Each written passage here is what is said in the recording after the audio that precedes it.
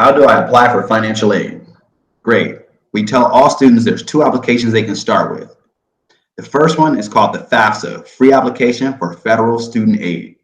This application is a federal document, and the only students who should apply are those that have a social security number, not just for working purposes, or they were born here in the States. The second application is the California DREAM Act. This application is for students who are undocumented and have done school here in the United States for at least 3 years. The next application we tell all students locally to apply to is a 10,000 degree scholarship. Those who are awarded this scholarship can also be awarded a scholarship for 6 years. The cool thing about the three different applications is that they both open October 1st and they all close March 2nd. Let's talk a little bit more about the California DREAM Act and AB 540. So like Rondell said, the California DREAM Act is for students that do not have a social security number or have a social security number through DACA. So the student was not born here in the United States.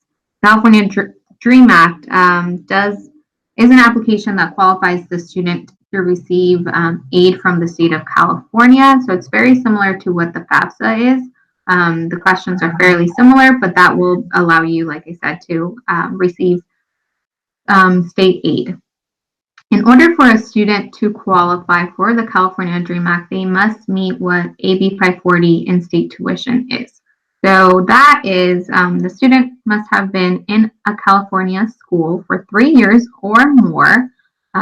So this could have been anything from starting kindergarten, also students that come maybe later on in their life and they start at community college. As long as they meet those 3 years anytime through their education, they can then qualify for the California DREAM Act.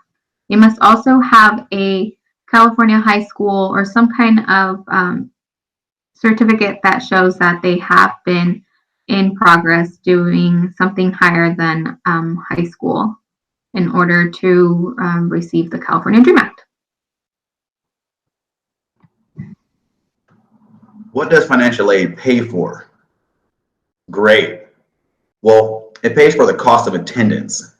And this is made up of all the things you see on the screen. So it stems from paying for books, clothing, transportation, health, your living expenses, so where you're going to lay your head, as well as how much food you're going to eat. So we want students to think about this because these are all things that are going to keep a student in college. Okay, so now let's talk about how financial aid award letter is calculated. So when the student does either the FAFSA or the California DREAM Act, at the end, there is something called an expected family contribution, an EFC. So that means this is how much the application calculates that your family can contribute to your education. From there, each school that the student does apply to has a different cost of attendance. Those cost of attendance amounts are based on what Rondell just mentioned on what it is that your financial aid can cover. So things such as your room and board, your tuition, personal expenses, transportation, that all covers your cost of attendance. So what this does now, the cost of attendance, let's say for Sonoma State, is roughly about $22,000. And then your expected family contribution comes out to be $1,000. So now what the financial aid office does is they will subtract the $1,000 that are your EFC from the cost of attendance, which now gives $21,000, and that is your financial need. So now the financial aid office at the school you applied say, well, the student has a financial need of $21,000. How are we going to fill this? So they will fill this now with grants, which is kind of similar to what our gift money is, scholarships, also gift money, work study, opportunity to work on campus, and loans. Remember, we mentioned that loans are part of financial aid. So once this is all calculated, we sum it all up. That is your financial aid award, and it should cover your financial needs. Federal grants. Great. So once a student has completed a FAFSA, free application for federal student aid, that student will then possibly qualify for what is known as the Pell Grant, and a secondary, what is known as the CEOG. First, let's get into Pell Grant. So Pell Grant award amount can be, students can be awarded as low as $100 or as high as $6,345. Now, this number is all dependent upon what a student's EFC is, just like Liz just mentioned in the previous slide, expected family contribution. This number is highly important because it helps the college that you're going to attend figure out how much money they can award you. Second, we have the CEOG grant. This stands for Supplemental Educational Opportunities Grant. You can be awarded as low as $100 or as high as $4,000. Now, one thing to keep in mind, this amount of money or this pot of money here, the CEOG grant, is awarded to those who apply early and have extreme financial need. Every college does not participate in the CEOG grant program.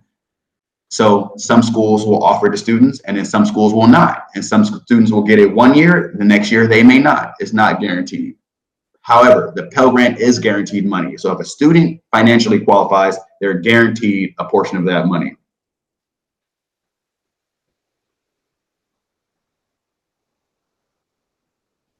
State grants. So earlier when we mentioned the different types of grants that come, we spoke about the federal and the state, so money coming directly from the state of California. State grants, we know these as Cal Grants.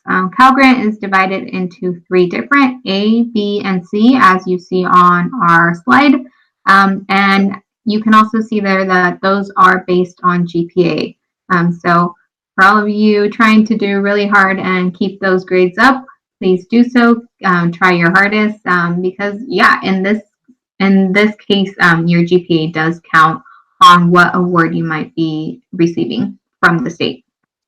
So let's look at Cal Grant A. The student must have a 3.0 GPA or higher. And also, if you see, these are based on the different systems. So UC, CSU, and private schools have different amounts because the cost of tuition is different in each system. Usually, Cal Grant A will cover, for the most part, the tuition for the students.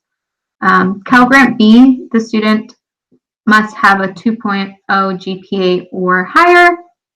Cal Grant B, the first year the student is awarded this grant, they will receive $1,672. The second, third, fourth year, they receive the same $1,672 plus their tuition.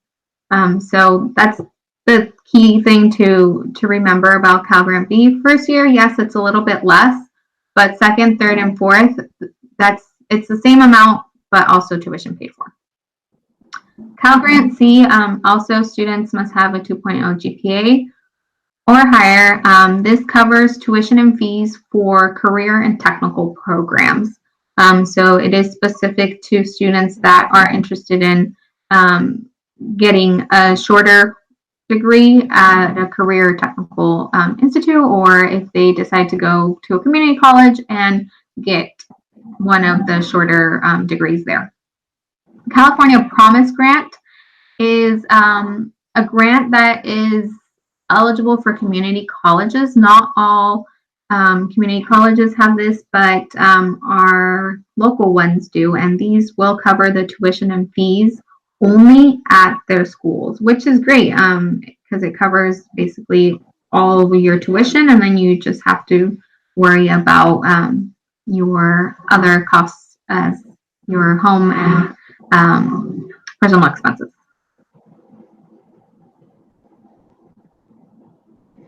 Thank you, and we'll see you at the next presentation.